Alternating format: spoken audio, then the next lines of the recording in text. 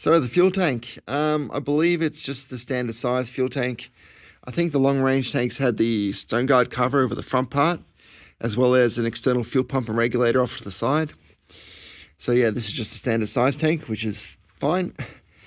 What I want to do now is undo the soft lines that go to the fuel rail, and I'm going to bridge out the fuel pump relay and fire the pump up and pump some fuel into this clean bucket.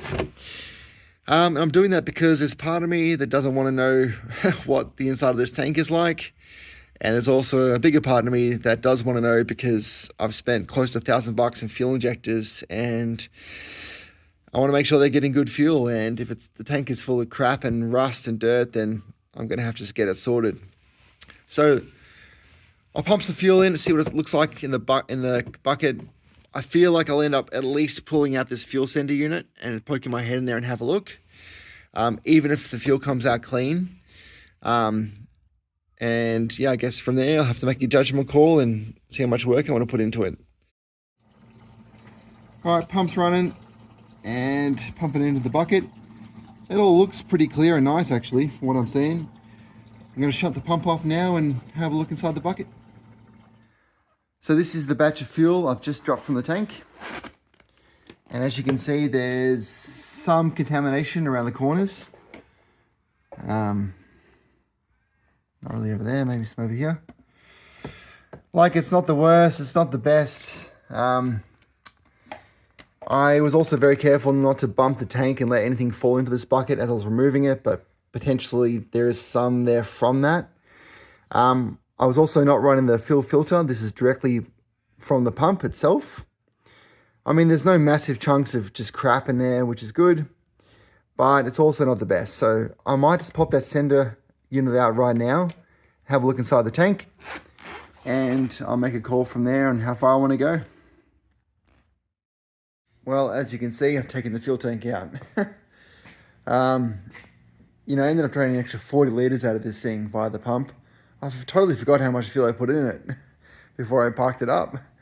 The fuel just got better and better, to be honest. It was running fine. Like, I seen no particles, no contamination at all. I must have just knocked some stuff into it as I was moving the bucket from under the car. But I thought, I'm so close, stuff it, I might as well just pull this tank out and have a look properly. I couldn't be bothered doing the sender inside the cars. I'm like, just pull the whole tank out.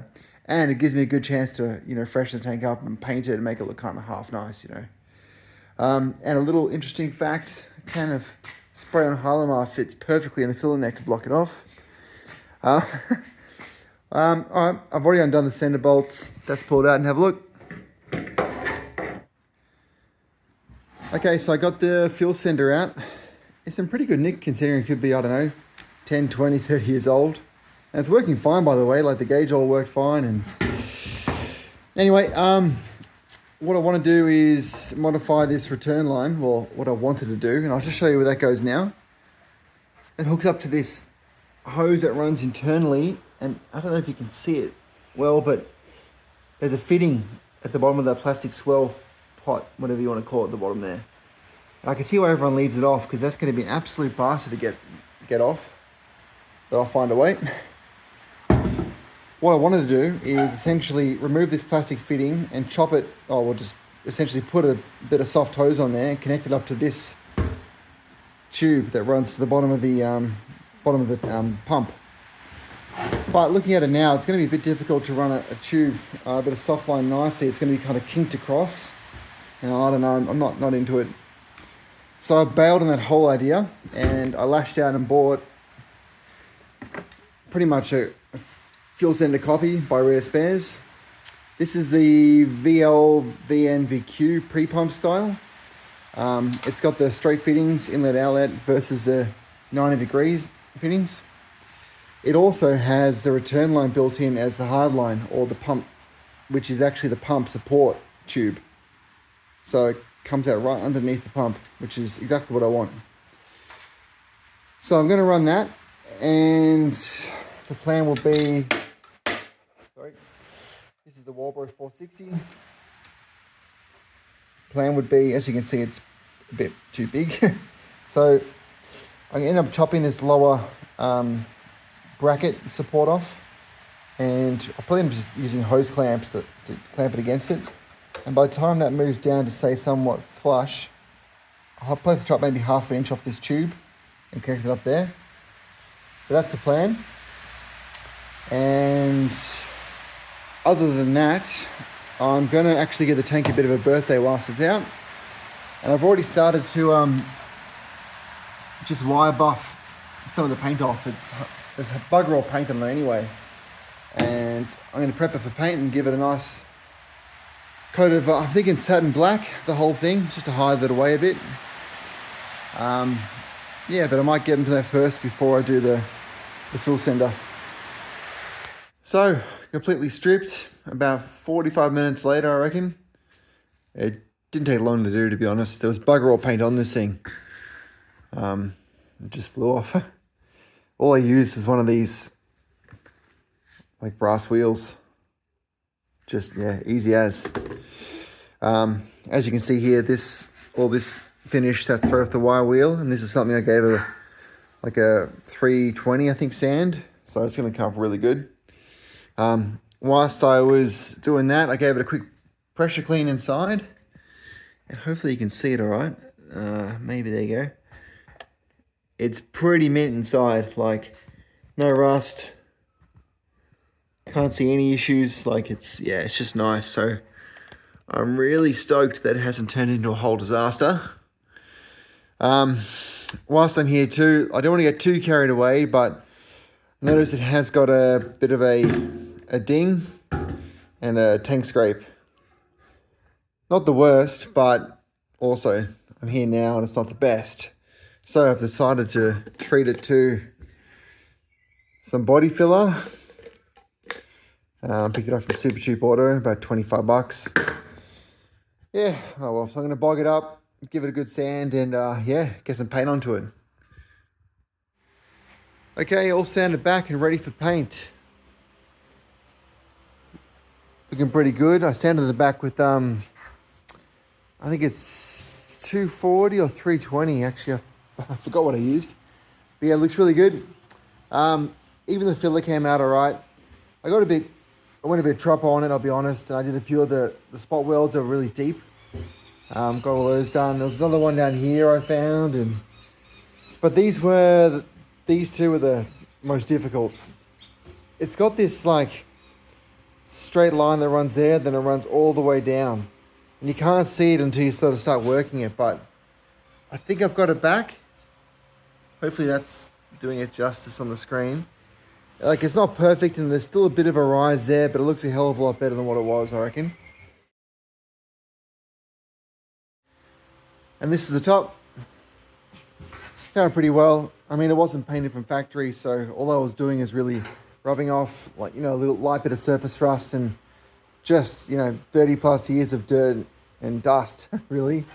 And I buffed it off with one of these fine sand-like pads, I guess you call them, like a fine foam sand pad from Bunnings. It's probably like a 280 or a 320 finish on it. It came up all right. I've decided not to paint the top. I mean, one, that's how it was from factory, and two, you'll literally never see it, so who cares? And yeah, it just makes it easier. And with that, I'm going to paint it in this stuff. Dulux epoxy enamel, satin black, good durability, and it says there's no primer needed for bare metal. I mean, you probably should use it anyway, but I mean, by the time you do it all, it's going to be like a couple $100 in spray cans, so I'm just going to go on. I'm going to do some prep wash on the bottom, and then lay some color on it. I'll do it in like 2 or 3 coats anyway, so it'll be done right. I would have liked to have obviously used my spray gun, but my air compressor's dead, and I can't afford to buy another one, so I'm going to see how it comes out with the cans, and should be right. 4 coats later, it's finished. It came up as I expected it would, kind of not the best with the pressure pack cans, but it's also not too bad either. It's nice coverage everywhere. Some spots are a little bit light on in coverage, even though it's 4 coats and I definitely painted the area. You just can't get enough pressure out of those little cans, I reckon. but you know, it's not too bad. And most of the areas that I touched up with the body filler, you can't even tell. However, the two really bad areas, I don't know if you can see it, there's still some light shadowing where the filler is. And between the coats, I was giving a very light sand with 800 wet and dry to try and sort of blend it in as I kept on putting new layers on, but it's still there. And the way I figure it, it still looks a hell of a lot better than what I did when it was all, you know, scraped up and damaged. So I feel like if you make those little improvements, you know, to every part of the car along the way as you go, then the car in general will look a hell of a lot better than what it did. All right, next thing is I'm going to modify the fuel sender, and let's get that in. Okay, the fuel sender and pump. As you can see, I've made a start on it. Yeah, what do I say? So I'm using the Walbro 460 in-tank fuel pump from TI Automotive, and that's the part number down there. Yeah, nice bit of gear. It's, as the title suggests, it can flow 460 litres per minute at a certain voltage, I believe. I think it's like 13.5 volts. And the less volts, less it can obviously deliver. It'll be more than adequate for what I'm doing in this car. I mean, I think it's rated to like something like 700 horsepower, to be honest. Naturally aspirated.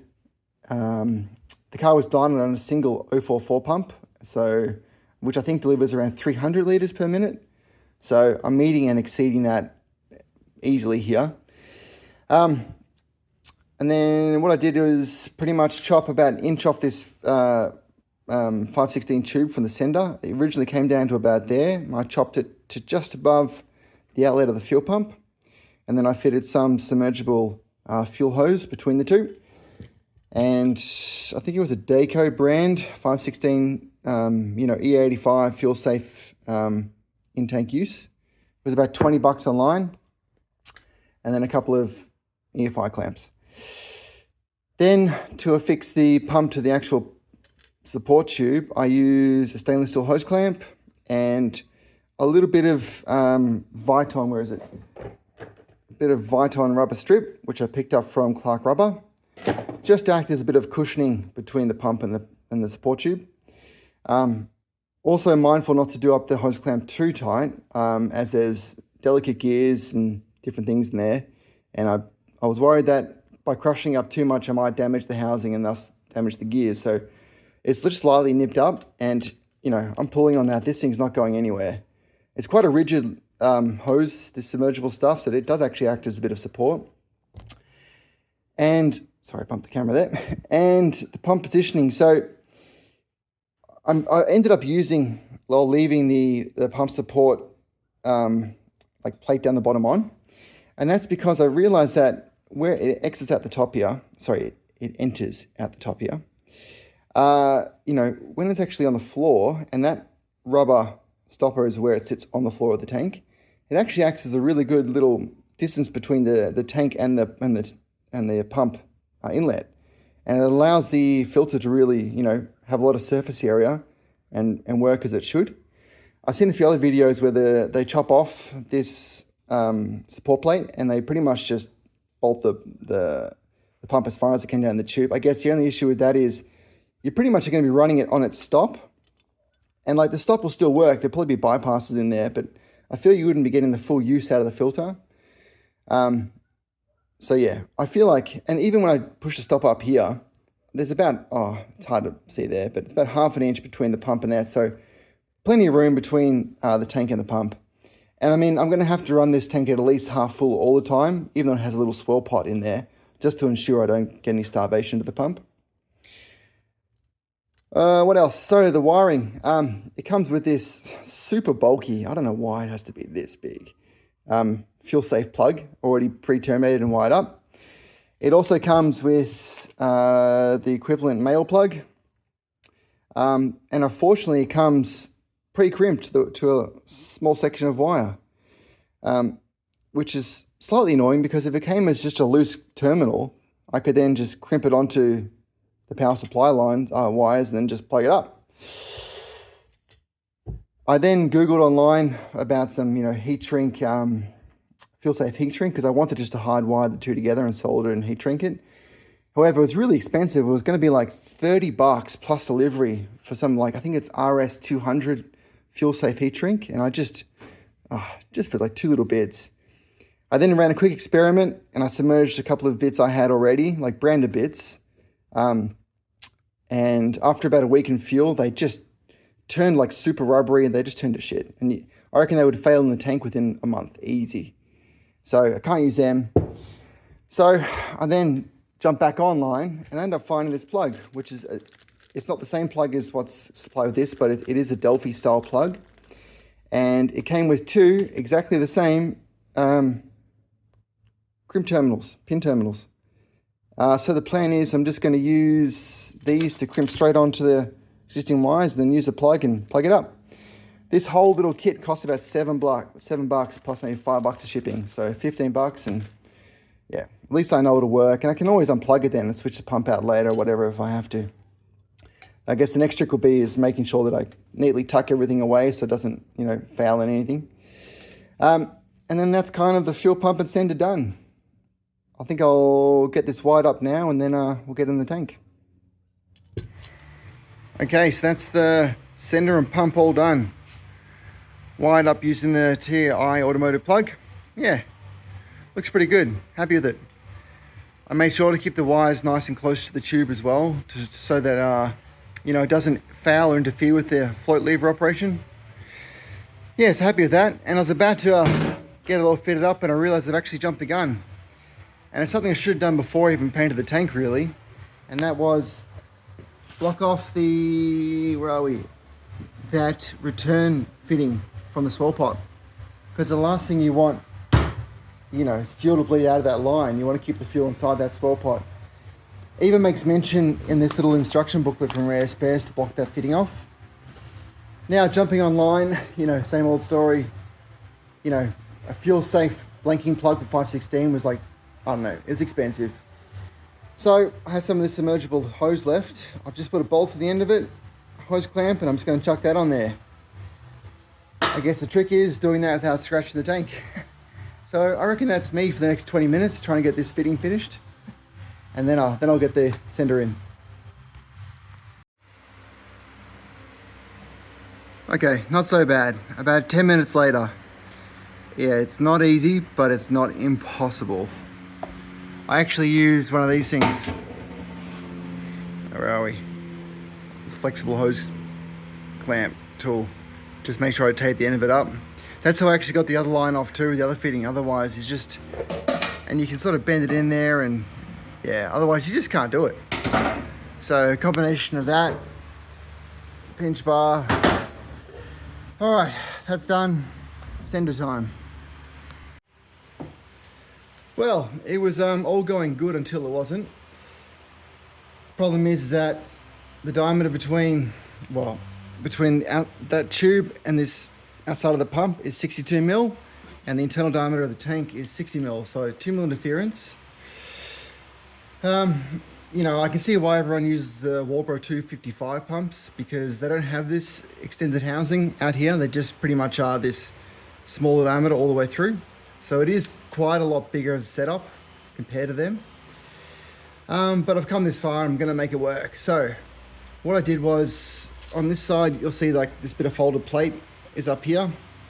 I ended up unclipping the pump, laying it back. It was all still connected, covered up with plastic, obviously, make sure it was all protected. And then I got the grinder, and then I filed it so that it sits flush against the tube like that. And now it goes in with about a mil and a half of clearance.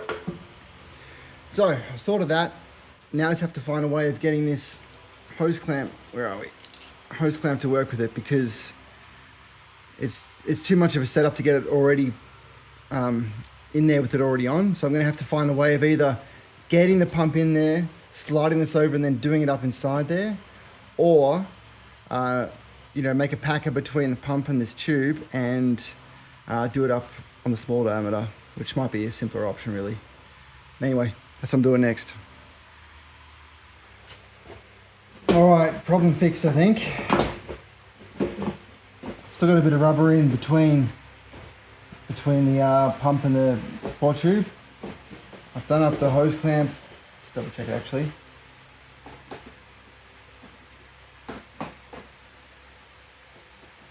Not crazy tight, but also not loose. It's just not going anywhere. Let's get it in.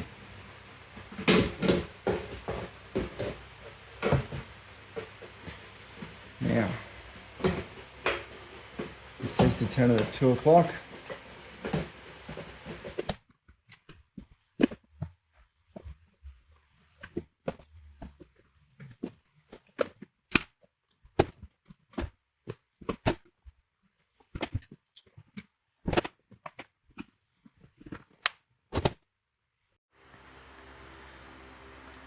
Okay, that's it. Slightly stressful, but we got there in the end. It does say in the instructions too to make sure that this cutaway, this notch, is pointing upwards, which it is. And before I actually bolted this thing up, I got my finger in there and made sure that the float lever still moved, which it did. And I could see I was inside the swirl pot. So that's it. All bolted up and done. It's looking pretty mint. Well, I think so anyway, especially the black on black. I think I made the right choice there. And I think it really works well with the Asteroid Silver. And it does really tuck the tank away. It doesn't draw your eye to it, which is kind of what I want. What do I say about it? Looking back on it, I don't actually recommend that dual lux paint. It marks up easy and it's already like faded in spots that I swear I painted. So, I don't know, use something else. I think the rubber looks really good. Like it follows the lines really well. This strap here that the passenger side strap that I got at the car, there was like some piece of old, like farm strap steel. It wasn't the right thing. I ended up going around to like 2 wreckers and 2 different like marketplace places to find the right strap. I could not find one. I don't know why. It's just a standard live axle tank. But I ended up finding this strap which fit the contour of the tank perfectly, but it just was a bit short.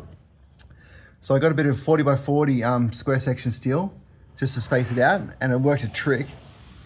Now let's scooch around to the front.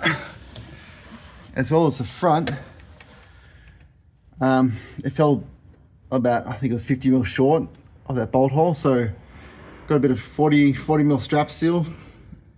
And yeah, made this little spacer strap for it. So I'm happy with all that. It does look good. And the sender, all plumbed up nicely. All the factory plugs fitted up really well. I'm using the Ryco Z160, what was it, 168, which I think is for the VL Group A at the Walkinshaw, and maybe even the Van Group A. It's got the largest diameter body I could find, which is a 75mm body. And I was told by a few people, just to get the largest diameter fuel filter you can get, so it has the largest surface area to filter through, which makes sense. And they're easy to get, and like only $20, so it's easy to service. Other than that, I'm running all the factory lines. All the rubbers are changed. That's the tank. Let's go around to the filler next side. All right, so obviously if you're going to do a job like this, you might as well do the whole thing. So all the hoses here were changed. Yes, you can buy a rare spares kit. I think they're like $100 or something. But when I looked online, they had all these little T-pieces and all these little fittings that I can't see on my particular setup. So I didn't go for that. The only thing I bought for them was the large diameter filler neck to tank to the tank inlet, because it's difficult to get that size. That was like $20, I got that. But, the 516 and the 316, I think it was, fuel lines were like $30 for a couple of meters. It was really difficult, and I didn't realize how difficult it would be to find the 5.8 hose. So this one here, the clear one. Some places wanted like $80 per meter. Repco Bursons and Super Cheap didn't even stock that size. I ended up going to Clark Rubber for something else, and I found that they sold a fuel approved 5.8 hose. So I got that for about, I think it was like $17 per meter. So bit of a win there. Now, I haven't done a tank in a while, and I was really proud of myself. I got this thing in no time, until I realized that I was squishing up, these 3 hoses that are above the tank. And that's because I was an idiot and I didn't put those lines, see that little opening through this the rear chassis rails? That's for those lines to go through. Otherwise you kink them down between the tank and the rail. So I had to pull the whole tank out and then feed them back through that little gap in the rails. Absolute pain in the ass. But it's one of those moments where I just had to sort of bite my tongue and just get it done. But yeah, came up really well. Now I might just quickly take you to the engine bay and I'll show you what's going on there before we give this thing some life. Just a quick little rundown of what's going on here. Obviously factory fuel lines and all new hoses going to the Raceworks rail, going around to crossover hose, other Raceworks rail, Raceworks fuel reg, old profile gauge I had from the VR, I think. And then it's going back, the rail goes around to the side of the regulator there. And then bottom of the reg goes to the return and goes back out to the lower hose down there. And that's essentially the fuel system. Let's hook the battery up and see if the fuel gauge works first. All right, we've got some power. I'm hoping that I hear the prime shot happen for the tank when I do this, as well as obviously see the fuel gauge go up. So here we go. All right, don't know if you heard that, but I could definitely hear the pump go, and I can hear the regulator doing its thing. So that's good news, and hopefully this gauge does something. It is a VN, so it might take a while. It's actually moving quite fast. The guy that did up the dash did do up all the electronics and did say that the dash would work a lot better than what they did from factory. And that's actually going pretty well. I put 30 litres in, so it should be at least, I don't know, just under halfway. And it's climbing fast. That's good. What I might do now is bridge out the relay for the fuel pump and then run it for a bit and check for leaks. So I've been running it for about a minute, and it took a while for it to fill, to bleed out the whole system and fill all the lines up, but yeah, no leaks so far. And the thing I've noticed straight away is just how quiet it is. I'll just let you listen to this for a second.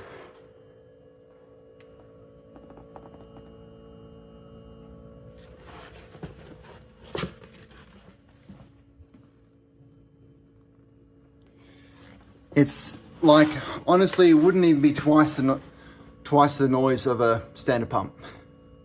And that's one of the reasons I wanted to go with the in-tank pump, is that it kind of gives you that natural silencing inside the fuel and the way the pump's supported on that sender. Because we've all had those 044s that are bolted straight to the car, and you can literally feel it through the car when they're running. So hopefully it performs as well. We'll see how we go.